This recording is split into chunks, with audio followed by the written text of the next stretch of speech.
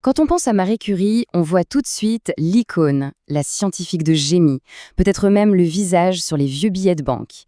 Mais derrière ce mythe, il y a une histoire de passion, de résilience et de défis qu'on a du mal à imaginer aujourd'hui. On va plonger ensemble dans la véritable histoire de Marie Curie. Et tout part de là, de cette phrase, si simple. Ce n'était pas une question de gloire, d'argent ou de reconnaissance. C'était une envie profonde, un amour viscéral pour la recherche. C'est ce moteur-là qui va la faire avancer, envers et contre tout. Pour bien comprendre son parcours, il faut se replacer dans le contexte de l'époque. On est en Pologne, à la fin du 19e siècle, sous occupation russe. Et dans ce monde-là, les rêves d'une jeune femme brillante comme Maria Sklodowska, eh bien, ils sont considérés comme impossibles. Voilà le premier obstacle. Et quel obstacle!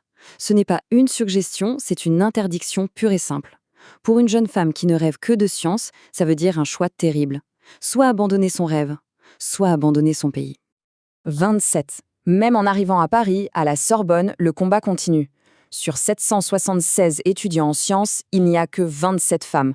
Faites le calcul, ça fait moins de 4%. Ce chiffre, il parle de lui-même, non?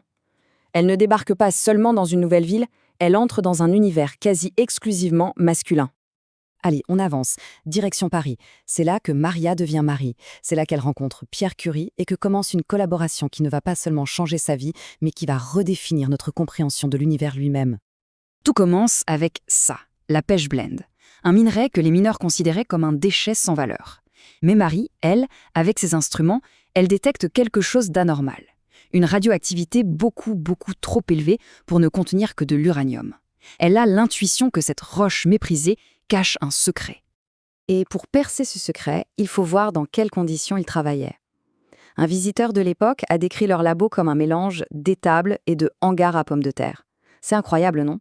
Les recherches les plus importantes de leur temps se font dans un local glacial, humide, sans le moindre confort. Et pourtant, de ce hangar misérable, vont sortir des découvertes absolument révolutionnaires. En 1998, en l'espace de quelques mois à peine, ils prouvent que la radioactivité vient de l'atome lui-même et surtout, ils découvrent non pas un, mais deux éléments chimiques inconnus. Le polonium qu'elle nomme en hommage à sa Pologne natale et le radium. Forcément, ça leur vaudra le prix Nobel de physique en 1903. Mais alors que la reconnaissance mondiale est là, sa vie personnelle bascule dans la tragédie. Ce nouveau chapitre de sa vie, c'est un mélange de triomphe professionnel incroyable et d'épreuves personnelles d'une violence inouïe. Regardez cette chronologie, c'est vertigineux.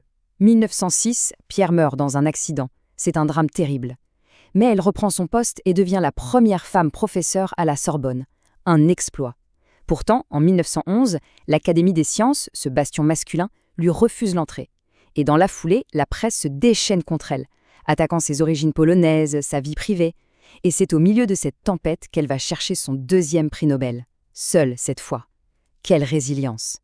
Et c'est là qu'on mesure l'exploit. Personne, jamais, n'a réussi ça. Remporter un prix Nobel dans deux disciplines scientifiques distinctes, physique et chimie. C'est tout simplement unique. Et vu le contexte, c'est bien plus qu'une prouesse scientifique. C'est un triomphe humain monumental.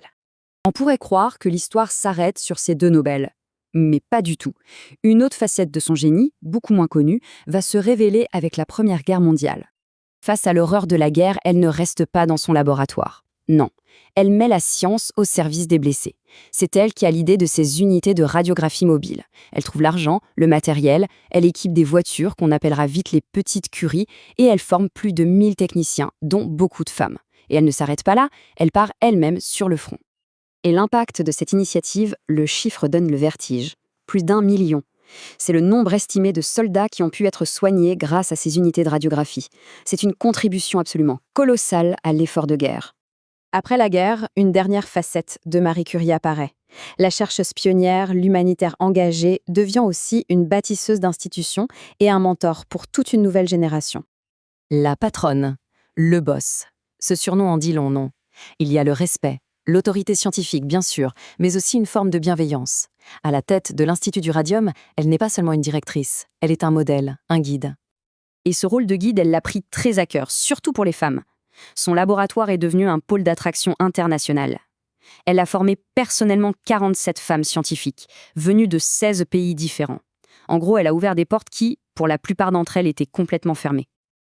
Alors, au final, son héritage va bien au-delà de ses découvertes. Elle a fondé l'Institut du Radium, qui est aujourd'hui l'Institut Curie, un centre de recherche mondialement connu.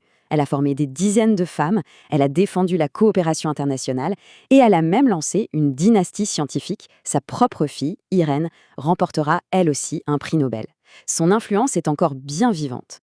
Et ça nous laisse avec une question pour aujourd'hui. Marie Curie a prouvé qu'une femme pouvait atteindre les sommets, même face aux pires obstacles. Plus d'un siècle après, beaucoup de ces barrières sont tombées. Alors comment expliquer que dans de nombreux domaines scientifiques, les femmes sont encore si sous-représentées ? Son histoire incroyable nous force à nous interroger sur les défis qui, eux, sont toujours bien présents.